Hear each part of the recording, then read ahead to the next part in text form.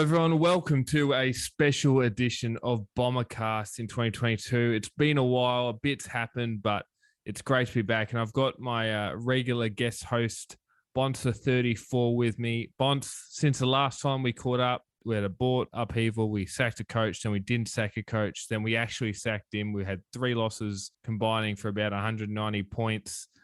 An external review of coaching process, and now we find ourselves here with a new coach. How are you going, Bonds? I'm well, thanks, Grizz. And if you told me at the start of the year that we would be having a podcast to discuss a new coach, I would have thought that we'd really taken an interest in the AFLW. Yeah, or, worst case scenario, I suppose, like something terrible happened to Truck, and you could argue something terrible did happen to Truck, but that's been he was employed by the Essendon Football Club. I think that was a terrible thing that happened to Truck. I think it was a terminal condition of Essendon coderitis, where the coteries just get into you and there's no cure. But unfortunately for Truck, he was obviously removed after the Port Adelaide game, and we can touch on that later if we want a little bit. The performances this year at different points were pretty poor. The GWS and Port Adelaide losses, I think, were the feather in the cap of the anti-Truck faction of the board. And, once the board was sort of overturned in the Barham administration, it was probably a long odds he was going to stay on, especially after quote-unquote internal whatever it was review came back and no one was happy with it. I think you're right in saying that we probably don't need to touch too much on the on-field end to the season. There's only so many ways. I think we've said it repeatedly on this podcast. There's only so many ways you can say that we were crap, and that's just essentially what we were. We sat here at the start of the season with Rowan Connolly, and he sort of mocked us because he thought we were being a little bit pessimistic about Essendon's fortunes, and as it turns out, we're actually probably being a little bit optimistic about Essendon's fortunes compared to what happened, and it was a pretty pathetic and disappointing way for Truck's time as a senior coach at Essendon to end. You said it in your intro. We didn't sack him. We sacked him. We didn't sack him, and then we sacked him. Whether you're not you're an Essendon diehard, I think you have to agree that how the Essendon Football Club went around it was pretty bloody ordinary, especially since they seemingly decided to chase Alistair Clarkson without actually telling anybody that they were going to chase Alistair Clarkson. It was just bizarre. And look, we might touch on it later, but that looks like a fair bullet dodged at this point. That's nothing to say that, how Truck was treated was pretty poor, but, we won't. I think everyone knows what happens there. We don't need to litigate it here. I think everything that needs to be said has been said in the media or on this board already. But we do find ourselves, Bonts, with a new coach. His name is Brad Scott. If you've been living under a rock for the last 48 hours, Brad Scott interviewed on Thursday. Formally, he'd been in contact apparently with the Essendon coaching panel for 3 weeks. Informally, interviewed Thursday morning. Reports came through Thursday night. He'd been hired, and a member's email came through, and he was formally put in front of the media this morning. I just want to get your initial impressions. Bonds, obviously 10 years at North Melbourne, probably overachieved on a couple of occasions, getting them to a couple of prelims when they finished outside the top 4, being in the AFL GM of footy for the last couple of years. What's your initial impressions on the appointment? I don't hate the appointment. Is probably the way to put it. Yes, I like the appointment considering the alternatives. I don't think there was much out there, to be honest. I mean, I thought Uzo was a little bit stiff. I did think that he probably this time last week thought he would have had rights to the job. Sure.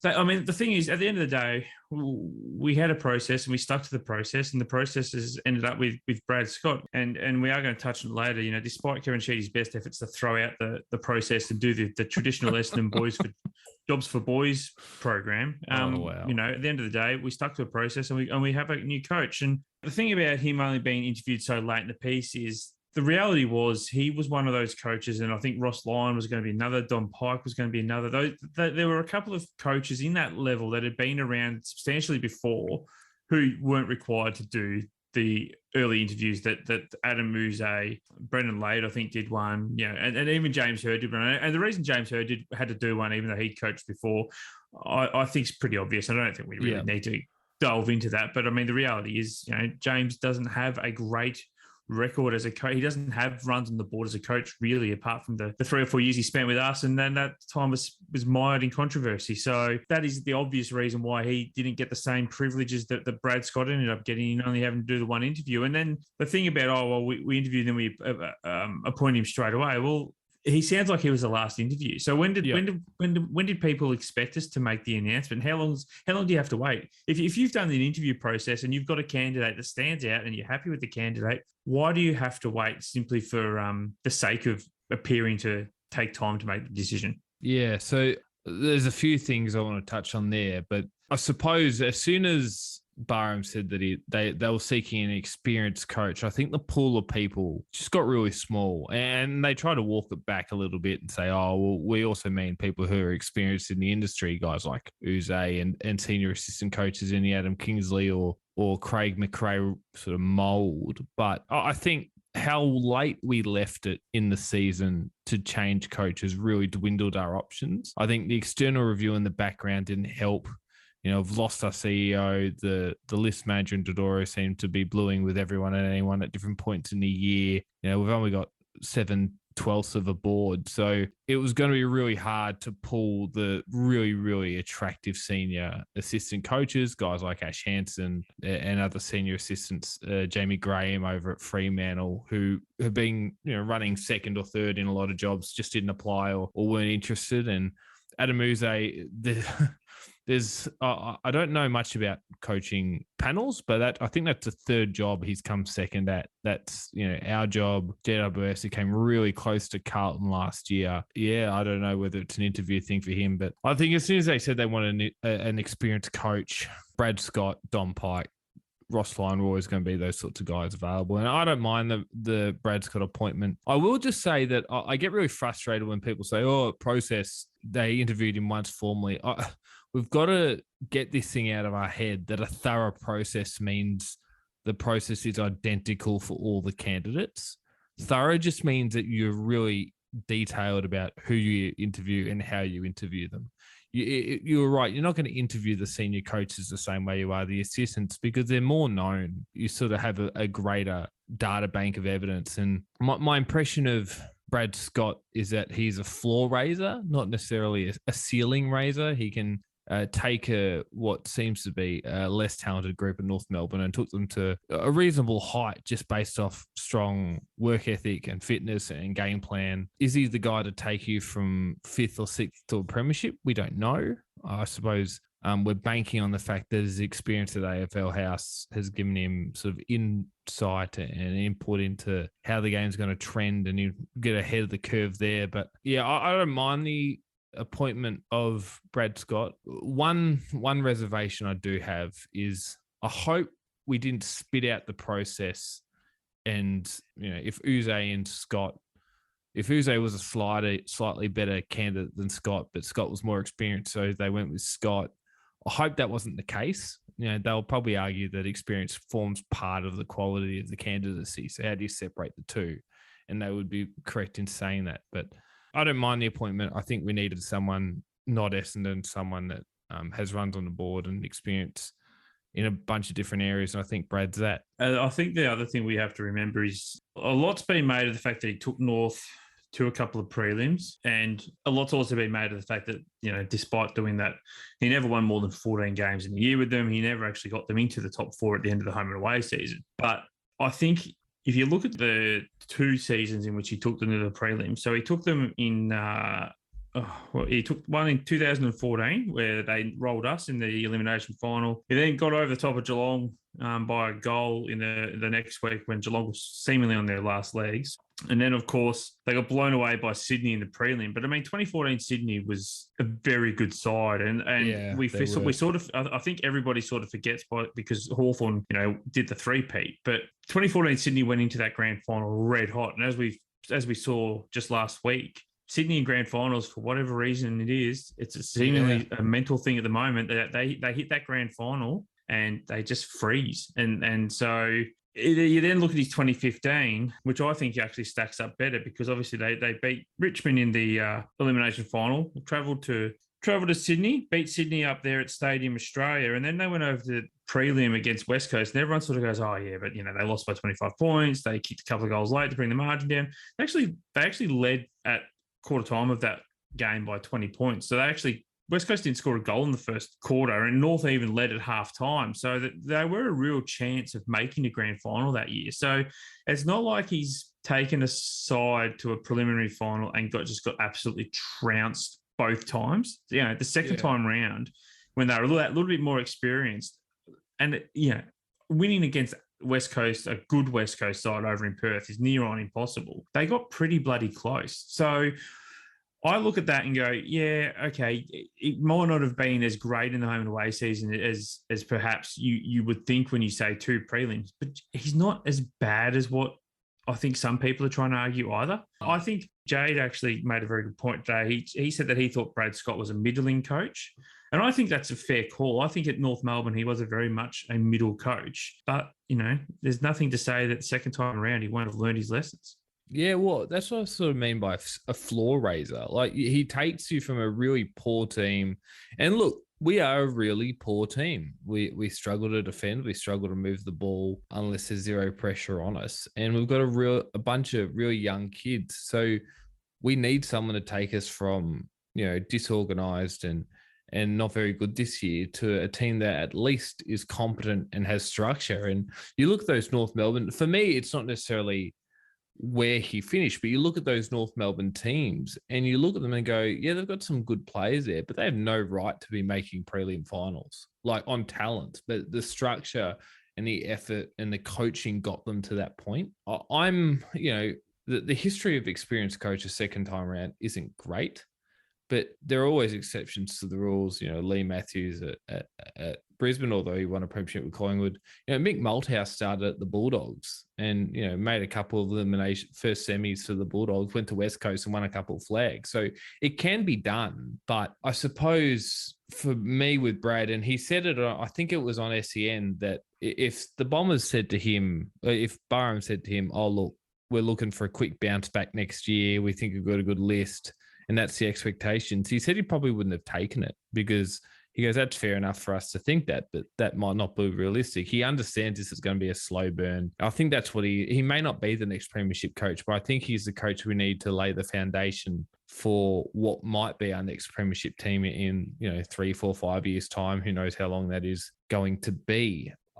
We already touched on Hurd. I think the hysteria around Hurd was a bit bizarre. I think Robbo championed him back in June, and I thought that can't happen. We said, that can't happen. And then he put his hat in the ring and he was interviewed. I think you're right. He needed to do the first phase. He hadn't been involved in football for 7 years before basically being a fly-in, fly-out assistant coach for GWS for what was 12 weeks. It's not quite enough experience to circumvent the first stage of interviews for mine, but I'm glad he applied. I'm glad he's feeling mentally in a place that he can apply and feel good about it regardless of the outcome. I'm sort of, my heart, my stupid Essendon heart, part of it goes, wouldn't it have been romantic? It would have been Hollywood style if he'd come back and we'd won the flag. But realistically, your head kicks in and goes, but what are the chances? I think Brad Scott's a better choice. I think he's the safer choice. And I think that's why we went for an assistant coach. The last few coaches, Truck was speculative. We picked him off our own coaching panel. Worsfold was meant to be what Brad Scott's likely to be now, but he really didn't do that role. Hurd was a risk before that. So was Bomber. Bomber was cooked sort of when he coached us. So Brad Scott has a level of safety there in that we know what we're going to get. And he might well be our next premiership coach, but at the very least, he's going to take us from poor to at least respectable, which I think we need to do before we even start thinking about becoming good. Yeah, you're exactly right. And yeah, we won't touch too much on James, because I have no doubt there's plenty of listeners that are disappointed he didn't get the role. But at the end of the day, as you said, his fly-out assistant coach job is sort of the only real exposure he's had to football at a club level in the past 7 seasons. So at the end of the day, I just don't see how anybody can justify that his tenure at Essendon the first time around is enough to get him a job the second time around. That just doesn't make sense to me. You can't argue that James Hurd is an experienced quality AFL coach, because the reality is he's not. We don't know what kind of coach he could be like. And he could be the best coach of all time. But the reality is, unless he's prepared to go and do an assistant coaching job somewhere else, he just doesn't have the runs on the board for mine. And so, I'll be interested to see what happens with him, because he may very well go off and be an assistant somewhere else. And if he is, that's fantastic.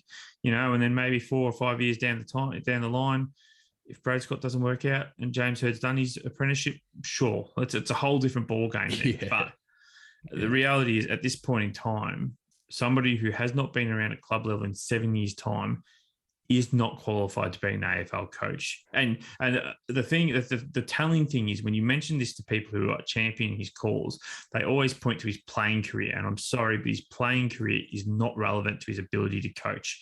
If his name was not James Hird, if his name was Nathan Buckley, there is no way in hell we would have looked at appointing him this time around. No, 100% agree. And I think we've litigated sort of Hird enough on the board and hear enough. I wanted to talk to you about the other happenings off field at the moment. The head coach is but one role at the moment that the Essendon Football Club has open. We've got, I think, 5 board members, board spots open, potentially soon to be 6, depending on something we'll talk about in a minute. But what are your thoughts on sort of Dave Barham so far? And even though the external review hasn't technically claimed the scalp of the board members and Xavier Campbell, there's been a lot of change. That first press conference back when Truck was not even sacked, that Friday press conference where he said, oh yeah, Truck's going to coach this week. But yeah, we talked to Clarko, was just an absolute train wreck. The one where we actually removed Truck was probably even worse. Since then, I think actions speak louder than words. And he seems to have at least done a fair bit right off the field. Yeah, I think the first impressions you got from him in his tenure as president couldn't possibly have been good. He really botched his first couple of interviews. I mean, the question about Xavier Campbell, is Xavier safe? And he went, well, Xavier's got a contract. And someone said, yeah, well, so does Brent Rutten. And he just didn't know where to look. It was a real interesting moment. But I must admit, I was skeptical at first, purely because Kevin Sheedy had managed to basically, I suppose, being the puppet master in getting Barham to the presidency. Because if you know, he crossed the floor. That was the reason. That was how it all happened. So I was incredibly skeptical that they would operate outside of the jobs for boys mantra that happens at Essendon. So I, at that stage, was thinking, this is just going to be another train wreck. These guys aren't going to take any notice of what the members want. They're not going to take any notice of what the last 20 years has been like, because, Kevin Sheedy's done a lot for the Essendon Football Club and he's a champion of the Essendon Football Club, but he hasn't been at a successful football club for nearly 20 years. And that's he just hasn't moved into the modern game. So when I thought that Barham was going to be a puppet of Kevin Sheedy's, I was incredibly critical of him and I was incredibly concerned. But as it turns out, I went a little bit too hard on him early, I think, because as we've seen today with Sheedy's meltdown in the Herald Sun about the fact that the board went against him when he wanted to throw the process out the window and give the job to James Hird.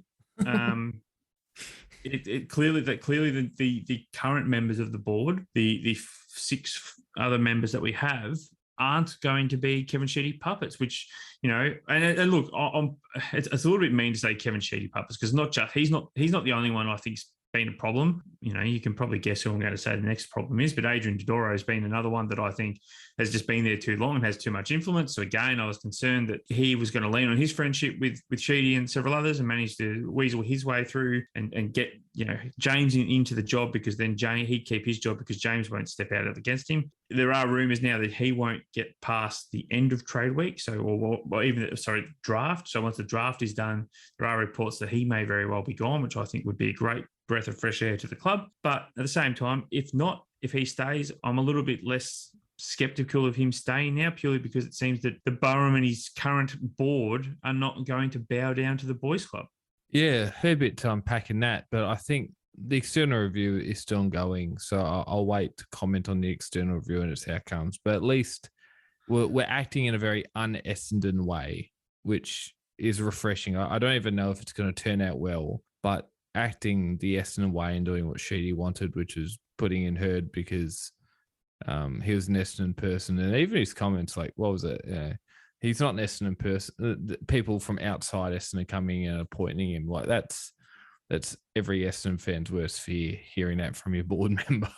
But yeah, so my thoughts on Bum was it was a terrible start, but actions are speaking louder than words at the moment. We will just touch on Sheedy. Do you think he survives as a board member? I think he's got to go. They've been preaching this unified board thing since the external review was announced. You're never going to have 100% agreement with the board, but you can't have guys stepping out and saying, oh, just for the record, I wanted heard. And it should have been heard because how dare these people from outside Essendon pick someone that's not an Essendon person?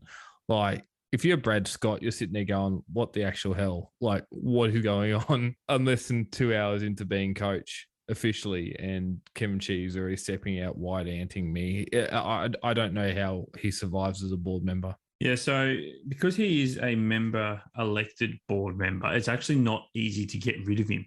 I did have a look through our constitution today, which you can find online if anyone wants to Google it. And essentially it appears that unless he voluntarily goes, we can't actually force him out. Now, whether or not Kevin Sheedy does have enough sense that plenty of people seemingly now want him gone, I don't know.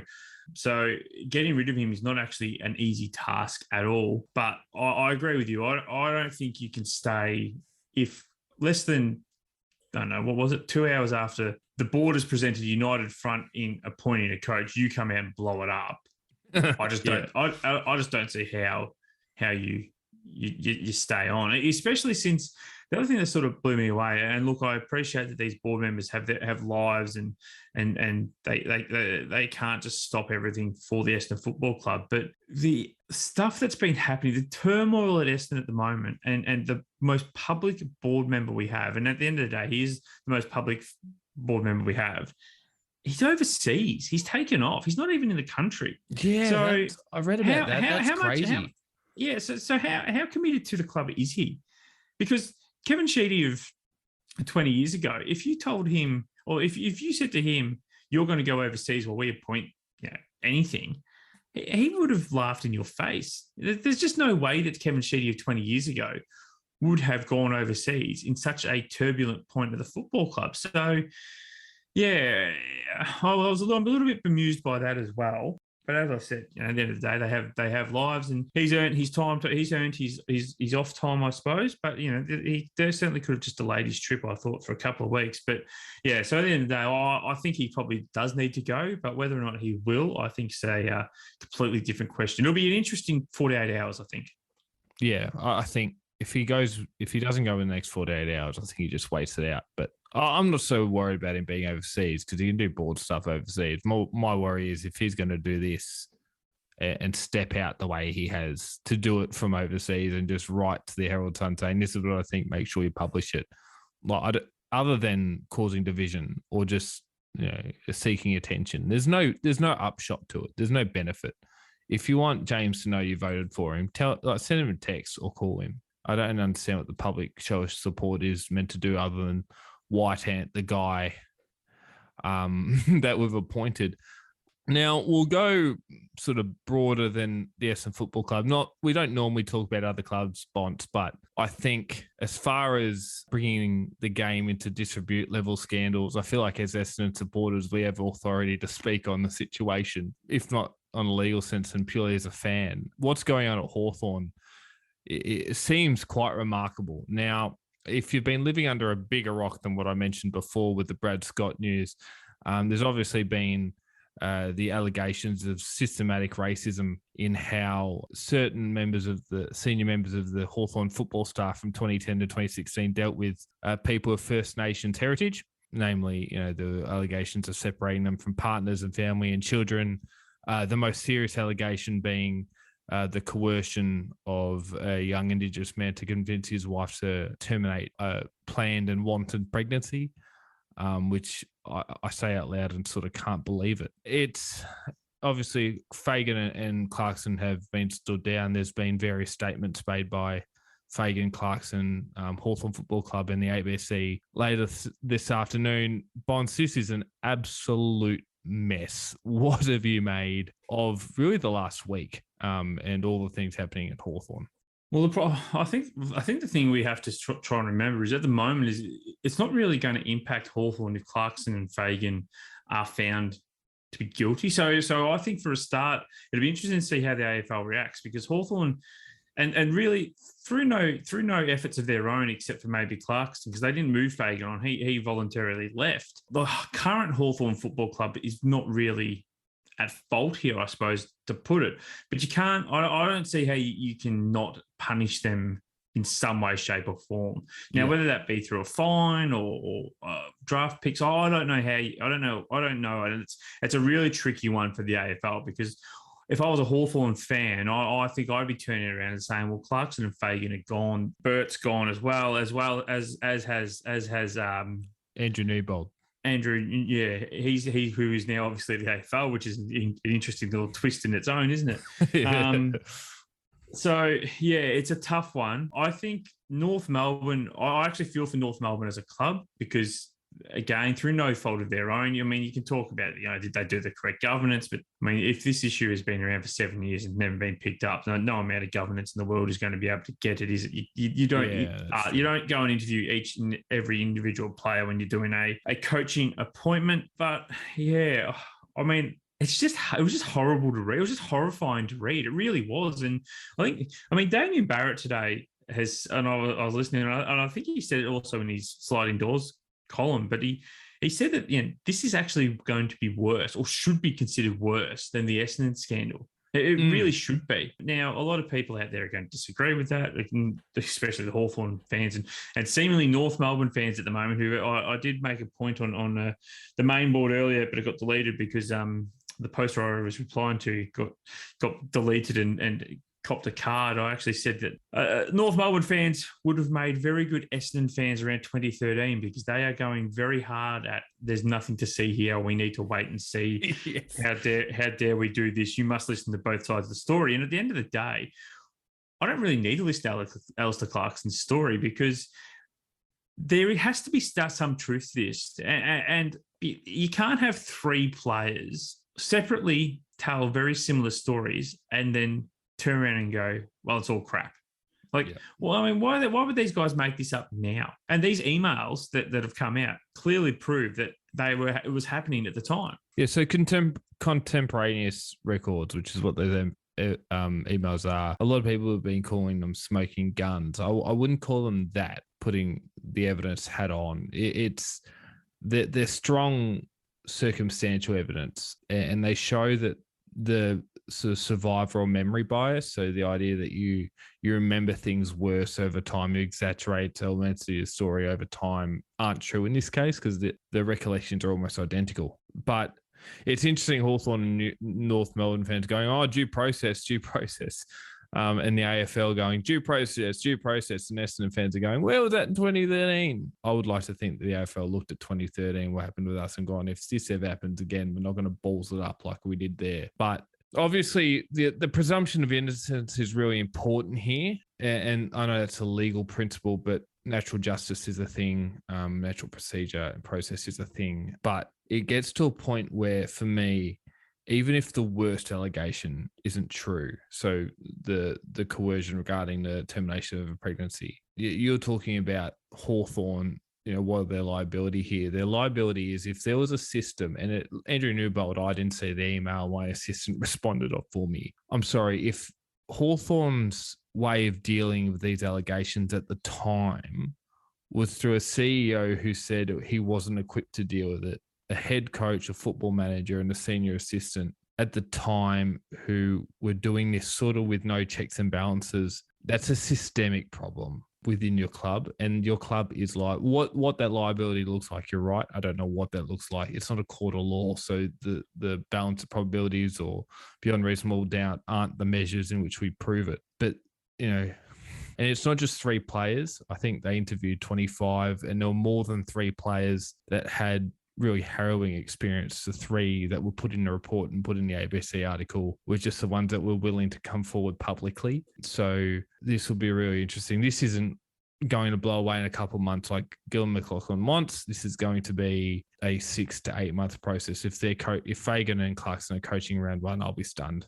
Yeah, look, I think at the end of the day, I think Fagan may be okay because from what I understand is it seems like Fagan may have been in the room, but may not have necessarily said what has been claimed to have been said. Now, I'm not saying that excuses his behaviour, but it does lead me to think that he may be okay, maybe he'll get, 10-game suspension back time served, all that sort of thing, because I don't think he's going to coach round one, but I don't see how Clarkson coaches ever again. I just, if any of these allegations, any of them, it doesn't matter which one, if any of these allegations are true, as far as I can see, Alistair Clarkson doesn't coach again. And the ABC today also just quickly did come out with a pretty blunt and polite go fuck yourself to a lot of people who are saying the due process wasn't followed and you need to give them a chance to respond, because they've come out and said we did give them a chance to respond. They chose not to. We told them about it. We even then said to them, you don't have to respond now if you want more time or delay the publication. Nobody got back to them. So stiff shit as far as I'm concerned. Yeah. So a lot to play out in that front. Well, Bonds, it's been good to catch up. It's good to finally have a new head coach after 6 weeks of waiting. We might look to do another pod or two over the next couple of months through trade, free agency, and maybe a more formal review pod. But just thanks for hopping on again. It's been great to chat. Thanks, mate. It's been good. All right, no worries. That's this special edition episode of the Bombercast for the Brad Scott appointment. Obviously, share, like, and tell your mates to subscribe. We'll be back soon. Don't know when, but thanks for listening.